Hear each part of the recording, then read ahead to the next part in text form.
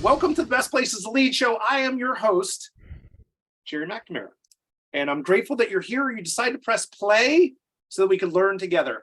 I'm on a mission to positively impact 5 million people. And now we have the first year down. So I've got to do it in the next 4 years. We are on track. I'm super excited. And I think we have a great guest today that's going to help us think about how we show up and how we communicate as humans, because as leaders, it's maybe the most important leadership skill. I could make an argument for it for sure. Now, listen, here's the point. I've never met anyone who showed up to work and said, you know what, I really want to suck at work today. However, there are a lot of ineffective and disengaged people. And my experience is it's not their fault. It's our fault as the senior leaders, because we do a terrible job of creating clarity for people of exactly what's expected of them to be able to unlock that success.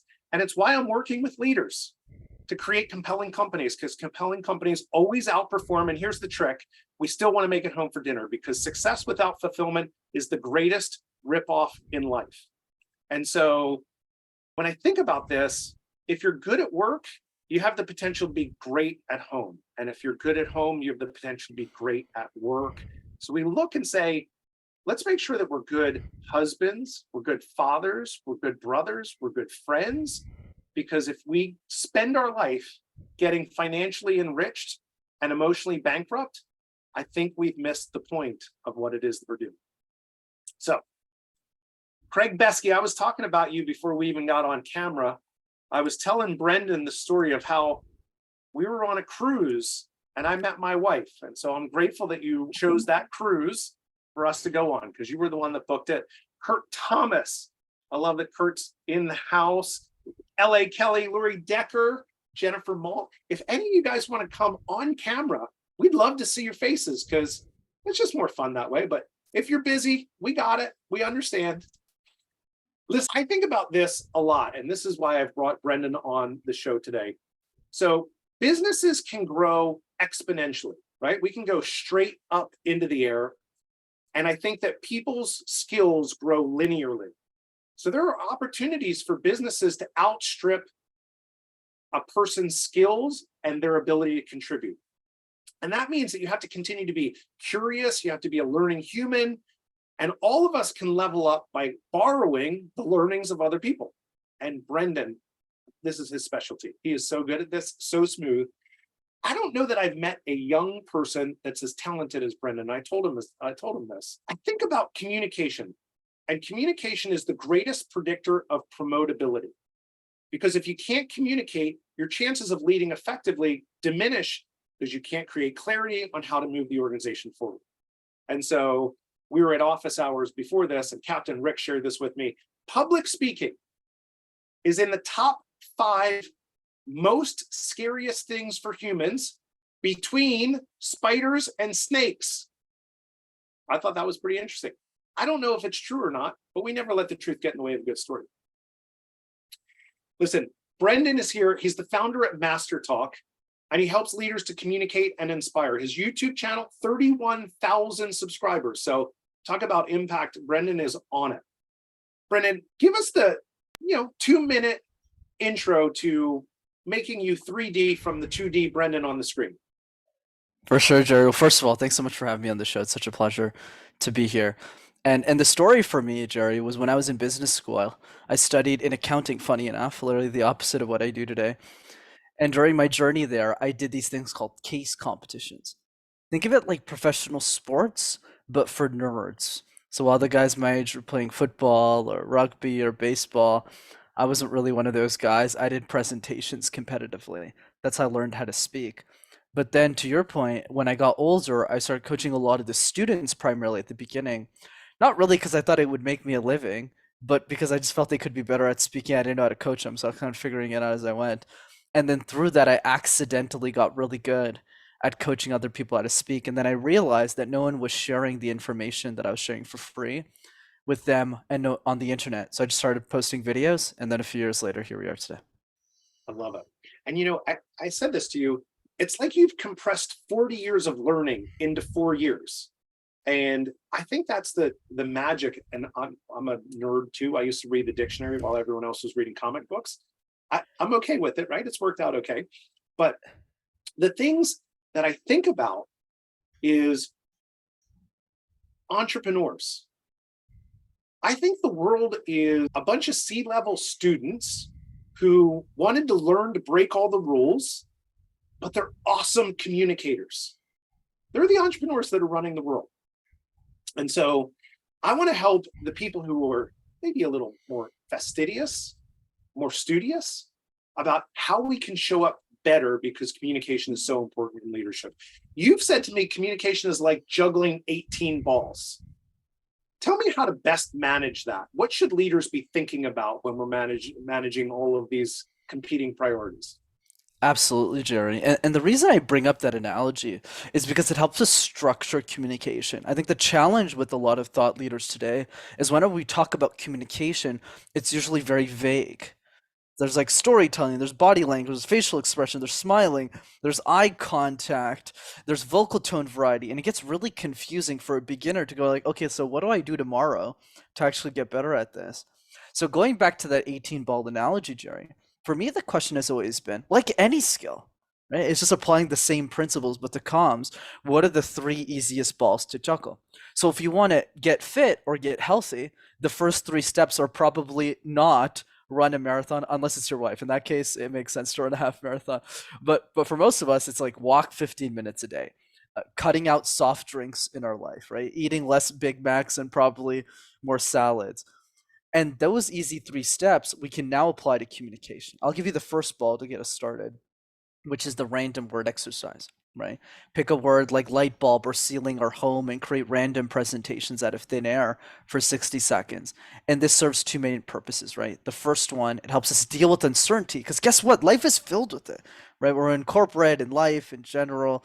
So when we learn to deal with uncertainty, it's easier. And then the second piece is if we can make sense out of nonsense, we can make sense out of anything. So that's something I'd encourage your audience to do every single day.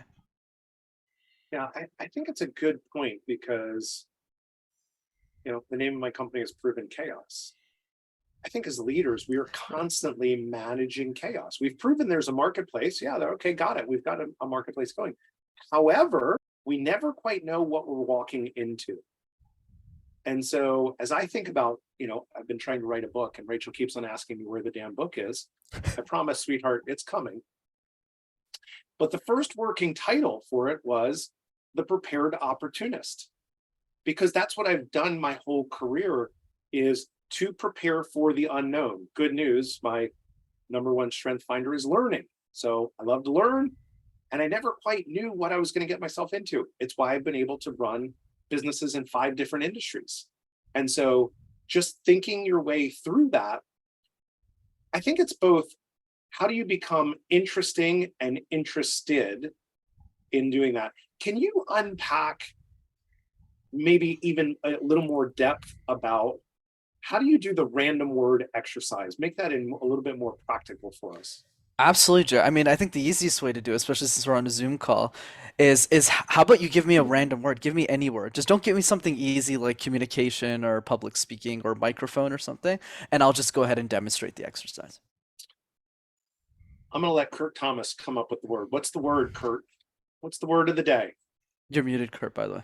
Word of the day. I don't know. Any topic, just a random word. Yeah, Yep. it's the word that I understand in the English language. That's all. All right. Photograph. Photograph. Okay, great. So for the record, for everyone on the live, Kurt did not give me the word photograph prior to this conversation, so I'm literally inventing on the spot, which I'll do right now.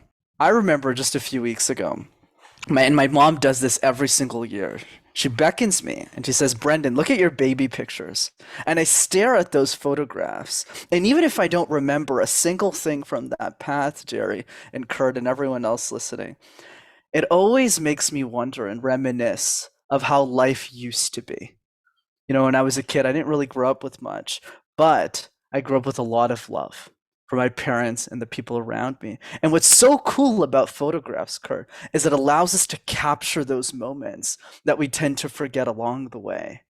And for all of us, I think that analogy doesn't just apply to physical photos or even on your phone today. You can take as many photographs without even spending $1. I think it's about capturing important moments in our life. So I encourage you not just to take out your phone and take pictures all the time, but to ask yourselves what types of experiences that are so cool in your life that you want to go on, but you choose not to. So that you can take those photographs and remember life for what it is, a roller coaster that we get to live once. So I encourage all of you, not just to take more photos, but to go on cooler experiences too that you can remember forever. That's the random word exercise, guys. Just take a random word, create a presentation out of thin air. But a few things I want to point out. Thanks, Kurt, for the word. A couple of things I want to point out. Number one, do not compare yourself to me. I actually didn't. I would give myself a couple of feedback points there. So I wasn't perfect either. But I think the first piece. Hold on. What were the feedback points? Because I want us to be humble and hungry. Sure, absolutely. So I would say the feedback on myself was I kind of went a little over the place. Like I started with parents, then I kind of drew an analogy. So the story was kind of disjuncted, but because my delivery is so good, people just go, "Wow, this is so cool." So that would be the feedback for me. So it'll be a little bit more structured next time. But the point that I want to drive though, Jerry, besides the fact that nobody's perfect, is I've done the exercise 3,000 times. Not 3 times, not 30 times, 3,000 times. And 3,000 seems like a big number, but it really isn't. Because if you do it 5 times a day in the shower, because everyone's got 15 minutes in the shower, and hopefully everyone showers every day who's listening to this. If you do it 5 times a day for a year, you'll have done it 1,800 times. And what I always tell people is we do not get points, because people always ask me for a framework around that. And that's not the point of this exercise, is that you don't get points for doing it well. You get points for doing it a lot. So the first 100 times, you shouldn't even keep score on how well you're doing it. You just count the number of times you're doing it. I love that. I think about, and I say this all the time to Maria and Roanne. I am a craftsman. I do not think I'm a great host, yet I am working on it. And prior to starting this journey, one of the things that I did was I went on 12 or 15 podcasts, and it is a very different experience to have thoughts in your head and then get it to your tongue and then make it come out of your mouth in a way that sounds intelligent. And it was like, I know what I meant, but I think I drank my own Kool-Aid. What the heck was I saying on that? And so I think that craftsman mentality of do the work, and do the work is a key component here as you do this. One of the things that you said in your feedback was your delivery was so good. What's more important, your content or your delivery? Right. So obviously we all know that both are important. But having said that, here's an argument that I'll make. Let's go back to high school for a moment and think back to the teachers and the lessons and history class and math class that we learn. The question now is, how much do we actually remember from high school? And the answer for most of us, or at least for me, I guess I'm not so smart relative to everyone else in the group, but the answer is really small. Like I barely remember anything. Like history class and math, all of it's a blip. It's a blur. And it wasn't even that long ago for me too, right? For those who don't know, I'm 12 years old right now currently. But the point is that I want to drive is when you're focused on content, because all of them are educated, right? They all got a bachelor's degrees. They all did well. We tend not to remember most of it. We remember the teachers we really liked or the teachers we really hated, the stories that we can think of. Oh, there's 1 or 2 stories from there. Let's look at the opposite end of the spectrum, Jerry. Let's say we take the best speakers on the planet. Let's say we take a Tony Robbins as an example. You talk to anyone who walks out from that conference, hey, what did you get away from Tony's 14-hour seminar? They'll usually just say 1 or 2 things. They won't spend an hour summarizing all the points. They'll just look at you and say, the secret to living is giving. And that's it. They won't remember anything else. So what's the conclusion? The conclusion is, even if you're one of the best speakers on the planet, people will only retain a small percentage of information from you. So what does that mean for me? That means provided that small piece of information is good, you should probably focus most of your time on delivering that piece of content. I think that's great. I got a text message earlier from a leader, and he sent me a message that said, I've been on 2-hour-long internal calls since our call, and I haven't said a single word. And I think to myself, why are we having people in meetings if we're not engaging and solving problems? Right? I think it's a core foundational issue. If you need to communicate information, put it in an email. Like, I'll read the email. We can be asynchronous with it.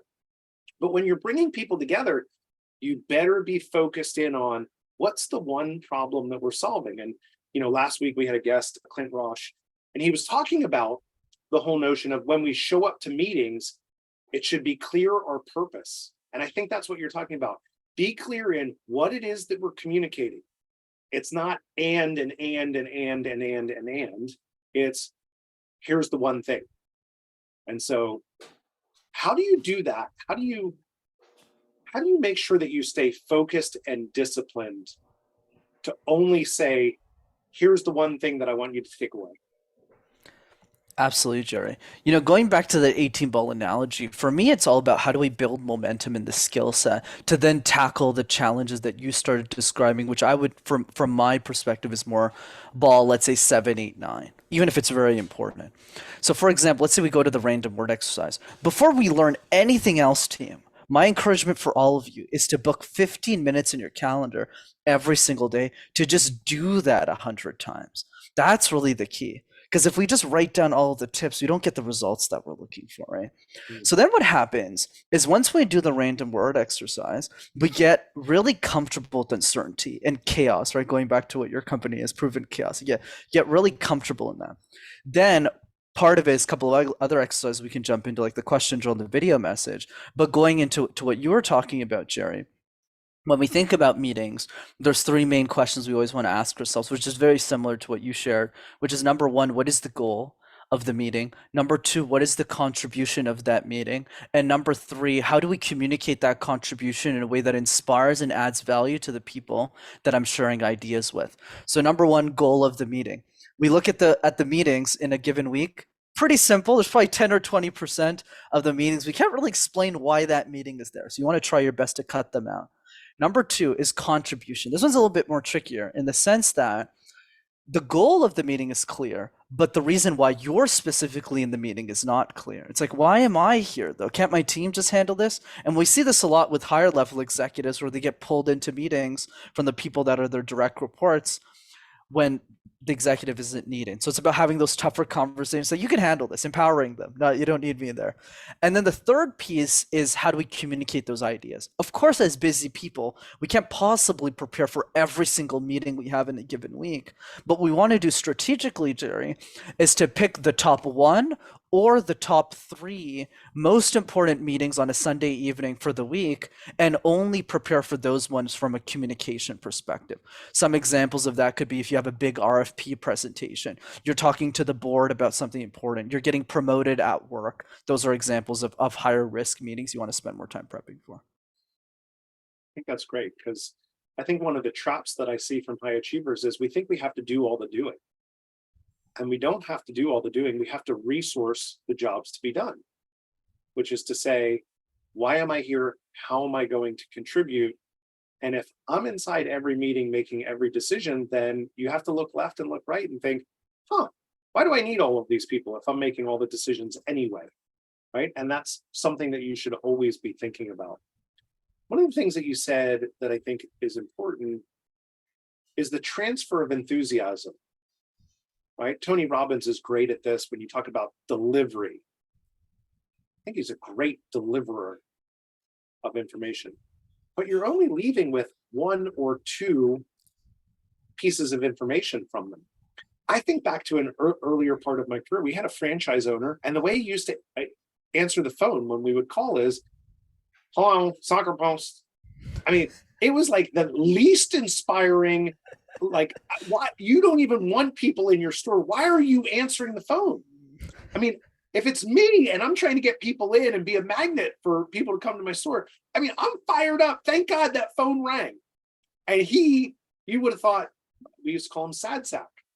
Sad Sack, man, he just was the most boring person. What are your top 3 tips for people when they're speaking to make sure that their message is heard and inspires action? Absolutely. So heard and inspires actions. There's a couple of ways of approaching that question, Jerry. So let's start with number one. So number one is with our teams, right? The people that we're managing. One question I love to ask always is whenever we delegate or give an instruction, you always want to ask that person, in your words, what did you hear? Like, how did you internalize your next step? So then when you give them a chance to explain what they think the next step is, you can give them an opportunity to better position them for success, which then energizes them to get the work done and energizes the overall culture. The second piece is a concept called visionary communication, right? Like to your said, how do you inspire teams? How do you get them excited about the future? To your point, Jerry. And the way that we do that, in my opinion, is by doing two things. One is by communicating what the world looks like today and why it looks that way, and then the future that you're trying to create. And then the last part of that is to include everyone else in that process. The best way to energize a team is to make the team feel included, that they're a part of those changes. So for example, let's say you're giving a visionary talk, you're talking about the future.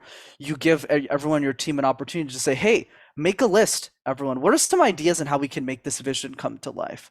And that's what gets people really excited. And then the third piece is celebration. The people really stand out who are examples of the culture that we're creating in an organization. How do we make sure to spotlight those people so that they serve as beacons, as champions of the culture that we're trying to create? And then, of course, the bonus I'll give on top of that is us. We are the bottleneck of our own businesses as leaders of our own companies, right? So that means if we don't look, sound, energized, like the example you gave so well with the two leaders, that is what trickles down to the bottom.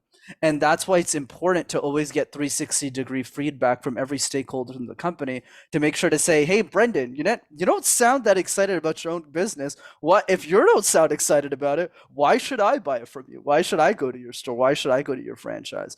So those are a couple Amen. of thoughts that come to mind. Amen. I think one of the pieces that I've seen, and you just said it, we are the bottleneck. And it's why I love the random word exercise that you're giving people, because it's about mental agility. It's about the ability to speak on topics that may be uncomfortable, that you may not exactly be familiar with. And it's the ability to say, "I'm not sure. I'm going to have to get back to you." Because I think everyone's had situations where they ask a question and they watch a leader bullshit everyone, and everyone's like, we're not buying it. And all you did was ratchet down the trust that you had, instead of just saying, "I'm not sure. Let me find out and I'll get back to you." But I think the piece that I have found, particularly with visionary leaders, and I think why that exercise is so important, is we have a clear picture of what the future is. What we're not great at doing is making it come off our lips and into life, so that there's clarity of how people need to act to make it come to life. And then we wonder and we become disillusioned about, "I don't know why Jen Malt just won't do what she's supposed to do." And Jen's thinking, "Well, yeah, you haven't made it clear of exactly what it is that I'm supposed to be doing."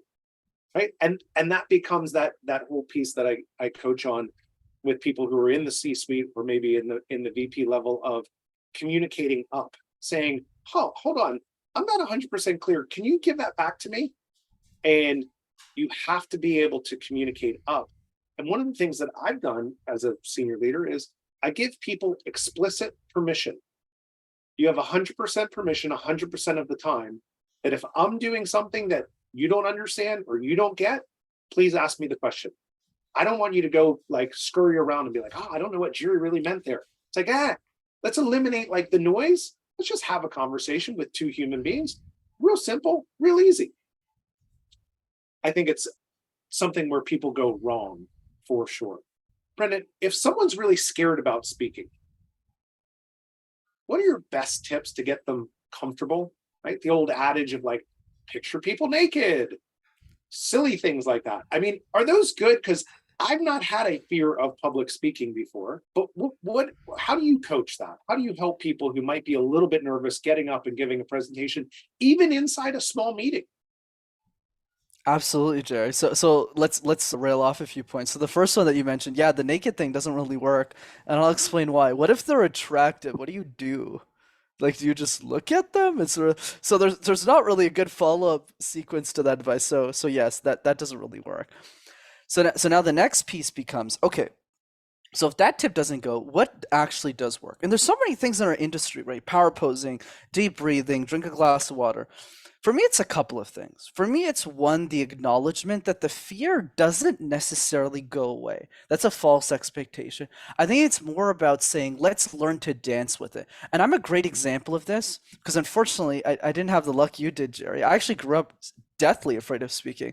And the reason is because of a few things. One, I grew up in a city called Montreal in Canada. For those who don't know, Montreal is a city where you need to know how to speak French. So if you don't know the language, you're in trouble. So my parents sent me to French school. That's why I'm fluent in it today. But my whole life, I was presenting in a language I didn't even know. So while most of us were scared of communication, I had the added challenge of speaking in a language I didn't know. The second piece, I have a physical disability on my left arm, so it's crooked because I was born upside down when I got pulled out of a vacuum. So whenever I present, people always look at my arm, they don't look at my eyes. Even today, that happens. And then when I was educated, you'd think that a communication expert studied in communication, right? Yeah, I got a bachelor's degree that I graduated in accounting. So there you go. So I'm literally the opposite of what you would expect someone to be a communication quote unquote expert. So here's what's worked for me.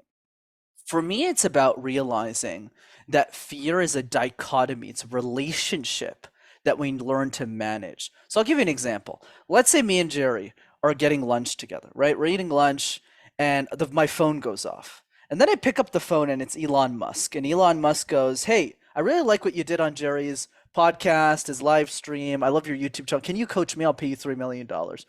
Would I be nervous about that? Yeah, I would be. I'd be really scared. I'd still do it, but I'd be really, really scared. And that's okay. So the analogy that I'd love to present to everyone is the boxing match analogy, Jerry, where one side of the ring is the fear, the stress, the anxiety, and the other side of the ring is the reason why to do it, the message. So the fear is, I don't want to do this. And the message is, why am I doing this? So for me, it's not about saying, how do we get the fear to leave the ring, but rather make sure that when your fear and your message meet in the middle of that boxing match, that your message gets the knockout punch and wins the match every single day of the week. In the same way, yeah, sure, I coach executives now, but when I started, I wasn't coaching executives. Why did I start this relative to my age? I did it because of the 15-year-old girl who couldn't afford a coach, couldn't afford help with their communication. And that's what drove me to become the person that I am today. So yeah, message beats fear and you'll be fine. I've been thinking a lot about this, about fear and discipline. And I think when you're clear on your why, then you can be gritty, you can be resilient. And I think that's exactly what you're talking about. When my want to move the company forward, to care for the people who are in my care, yeah, it might be scary. However, I'm going to do the hard things. And that to me is super important. So if you don't have the clarity of in a meeting, why are we here? What are we doing? How are we going to get better?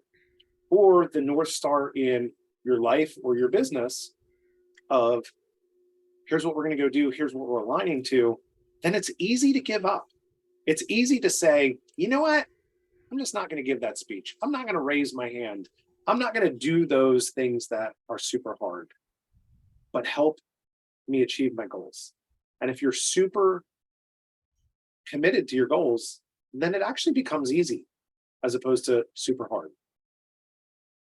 Talk to me about the question, using questions to drill again. I think the big takeaway for me with you, Brendan, as I've spent some time with you, is really being a craftsman and having the mindset of doing the work to improve the outcomes, because you're not magically going to become a better communicator. Absolutely right, Jerry. Like for me, that's why I'm a big believer in taking it one ball at a time. Because if we try and do everything at once, we won't be able to build that resiliency over time to be great speakers. So for everyone listening who's worried about speaking, who's scared about it, don't worry about the fear. Just ask yourself, okay, if I'm more introverted, it's going to be do the random word exercise alone in my shower in the morning with nobody watching, or alone in my basement while everyone else is going grocery shopping. That's what the takeaway is. Or the takeaway is saying, hey, can I do this with my children? Can I give them a random word? Then they give me a random word. And it becomes a family bonding activity when you're picking them up to and from school. For those of you who have children, if not, it's nieces and nephews, right? So that's really the key. It's building up that momentum. So ball number 2 that you touched on, Jerry, is the question drill. So the question drill is simply this. We get asked questions all the time in our life, at school, at work, on a podcast, but most of us are reactive to those questions, not proactive. So I'll give you a fun example with me. A few years ago when I started communicating ideas on a podcast back when I didn't think people would have me on the show. So some guy asked me, Jerry, where does the fear of communication come from? And I looked at him and I was like, I don't know, man. London? New York City? Like, I had no clue how to answer that question because I didn't know the answer. So, what did I do instead? Every single day, Jerry, for 5 minutes, that's all I'm asking your audience to think about. I answered one question that I thought the world would ask me about my expertise, whether it was about my expertise on communication, whether it was about products, whether it was about services, anything.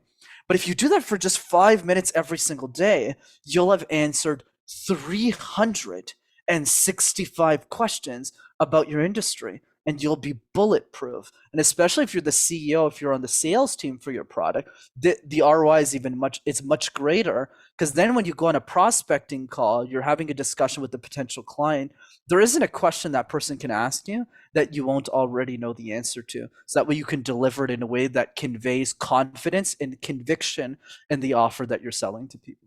Confidence and conviction. I think about communication and the way in which we communicate. I can't remember who was the author that said it, but when trust is equal, the person who conveys more confidence is perceived to have the right answer. That's who we're going to go with.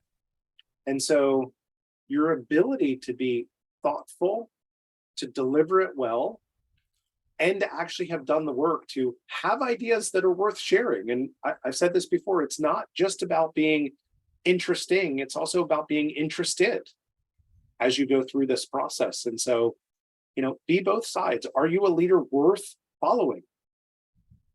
You better answer that question in the affirmative. If not, do the work to get yourself there.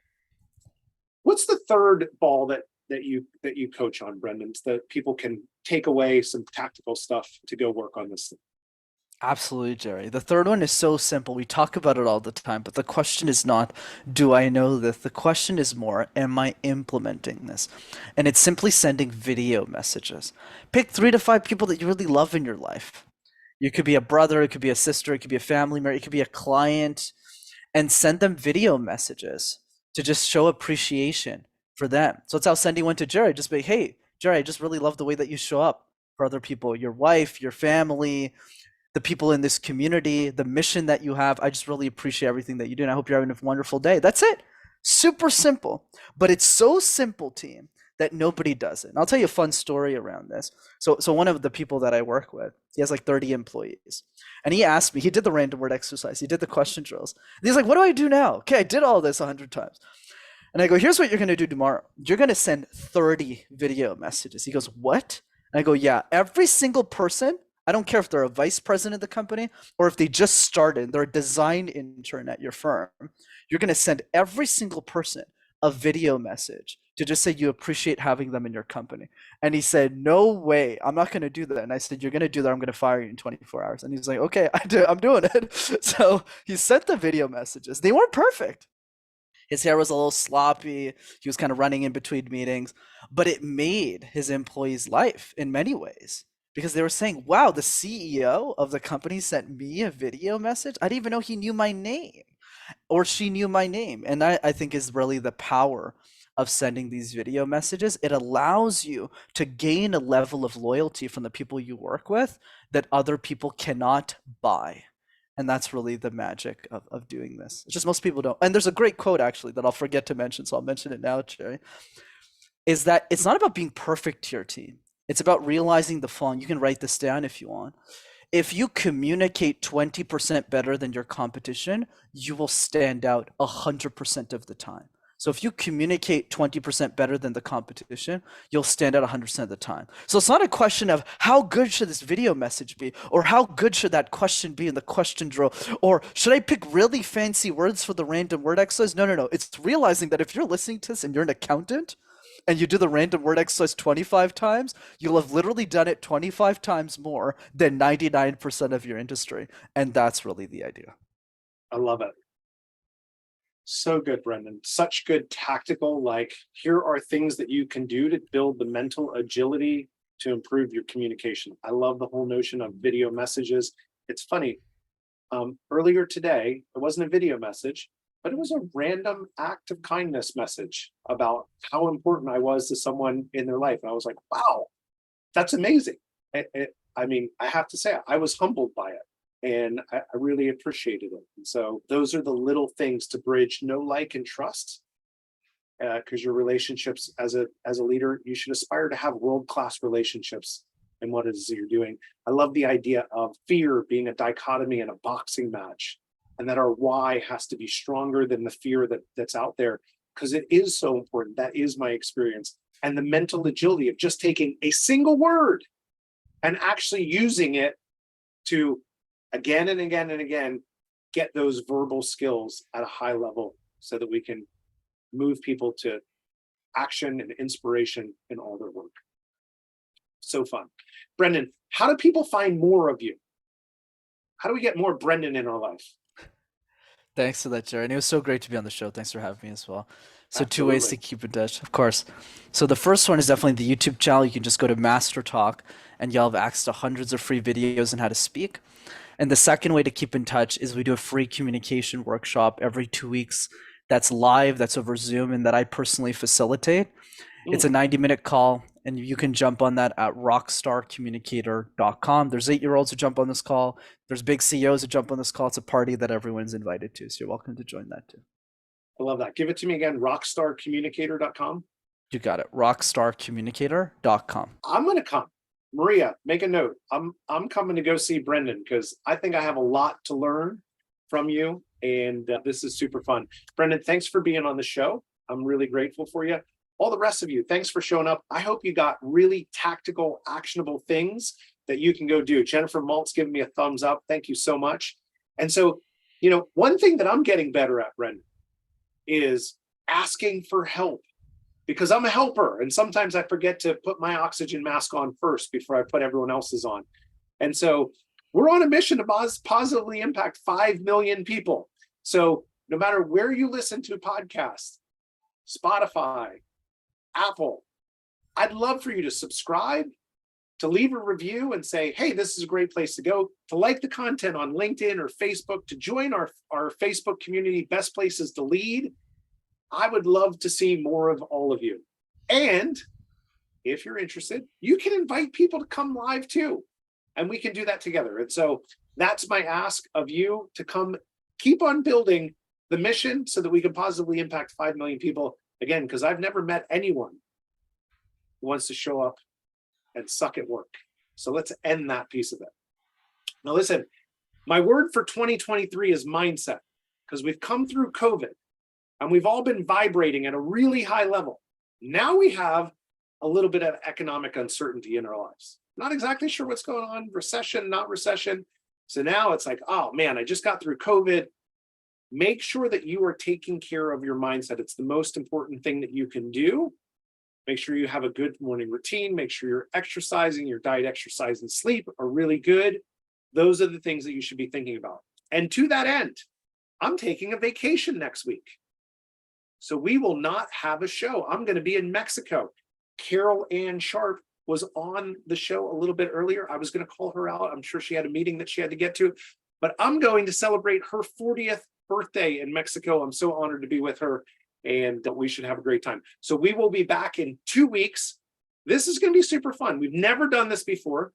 I'm bringing in all of my leaders that we work with here to Jacksonville Beach. We are going to do a live show during our leadership summit. Oh, Kurt Thomas liked that. Kurt's going to be there. I know he's going to be there. And so we're going to do a live show straight from the summit, talking about the things and challenges that we're facing as leaders and how we're navigating the future of our company. So I think that's going to be super fun. I hope you guys can come join us. I believe it's let's see, it'll be March 3rd is when we'll be back live.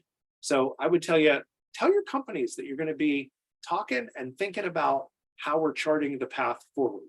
So I'm grateful for all of you, and we'll see you again in 2 weeks.